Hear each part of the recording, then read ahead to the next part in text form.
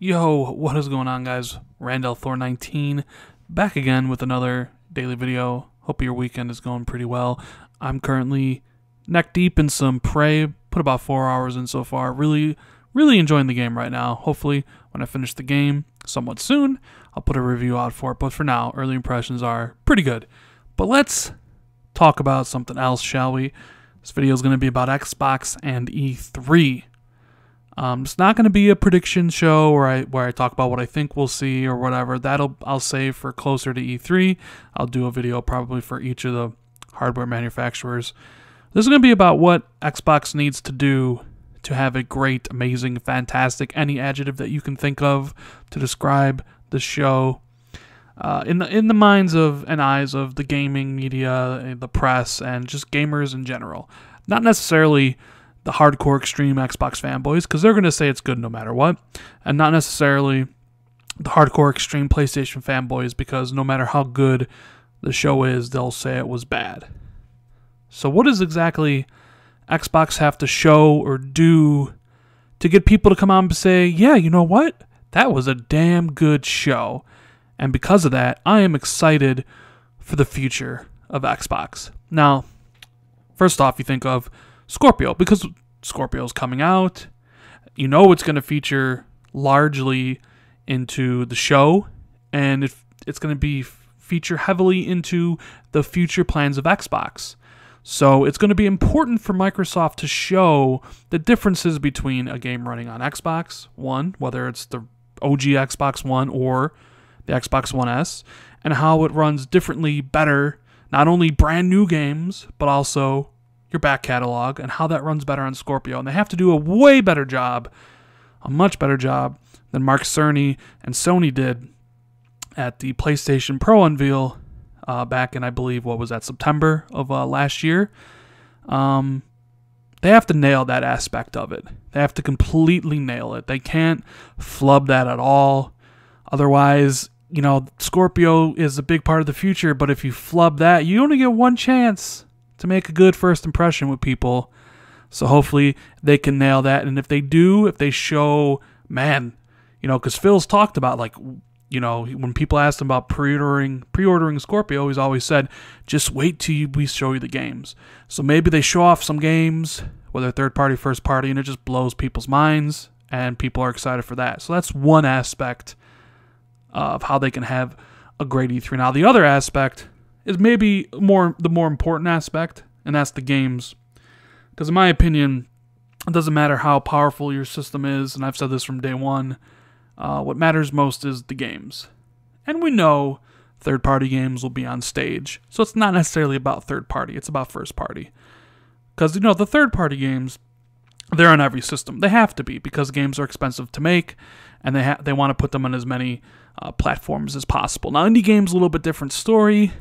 Those sometimes can be launched simultaneously and sometimes not. I'm sure Sony will have exclusive ones just as well as Microsoft will, but I don't really think indie games necessarily move the needle too much on whether someone has a really great show. It's usually the exclusive content that people say, like, hey, it was a great show for X, Y, and Z.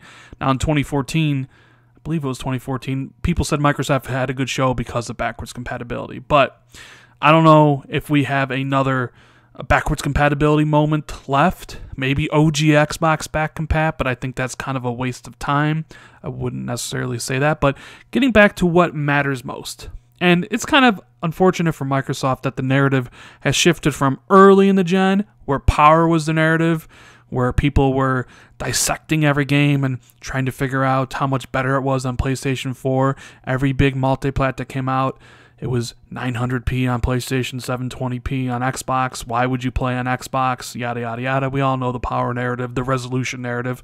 That's changed now. It's no longer about power. It's about games. And, you know, unfortunately for Microsoft, it switched exactly at the time they were putting out the most powerful console. Coincidence or not, that's up to you to think about. But exclusive games, yeah, Microsoft has to bring the heat, because this E3 is important. This E3 is incredibly important. They got to show off some good stuff, and we know State of Decay 2 is going to be there. We know Sea of Thieves is going to be there. We know Crackdown 3 is going to be there, and I think the one that is probably going to maybe wow some people in that regard is Crackdown 3. And the reason I say this is because we haven't seen anything of Crackdown 3. We've seen a CGI trailer, right? We've seen some behind-the-scenes kind of closed-door demos that we weren't supposed to see that we haven't seen in year, we haven't seen since like Gamescom 2015. So we basically haven't seen anything of Crackdown. We know what State of Decay 2 looks like. We know how Sea of Thieves plays. They run alphas all the time for that game. We know Forza Motorsport 7 is coming out, but that's not really going to surprise anybody, maybe other than the graphics, because, hey, it's Forza Motorsport 7. There's 7 of these games. You know how it's going to run and look. But Crackdown could kind of be that game that people go, yes, this is something different. This is something interesting. I know, the 4-player co-op screwing around having with your friends thing has kind of been done a lot lately, but if Microsoft can nail that destructibility, full destructibility in multiplayer, that would add something unique to the game that people might want to play and see for themselves. Now, of course, those are just the games we know of, and I think to have a really good, really great, really amazing E3, Microsoft at least has to show off some new games, new unannounced games, because we need to know what the future holds. We need to know what games are coming in 2018, coming in 2019. So I'm thinking we have to get a game that's coming out in 2019. And outside, and this is when I say this is outside of the Gears 5, Halo 6 stuff, right? We know Gears 5 is coming. We know Halo 6 is coming. Those are to be expected, right? Nobody's going to say, well, Microsoft had a great E3 because they showed Halo 6. I'm sorry, this is not going to happen.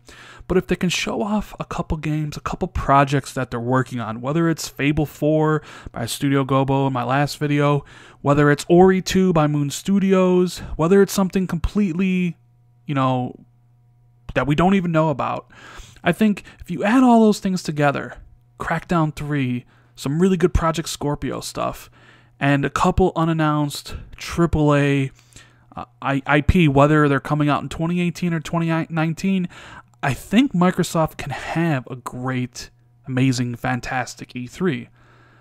The question is, will they show those things off and excite gamers? Because like I said before, hardcore Xbox fans are going to like it no matter what.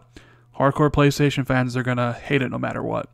So right now you have the press saying, hey, games matter, Microsoft. It's not about power anymore.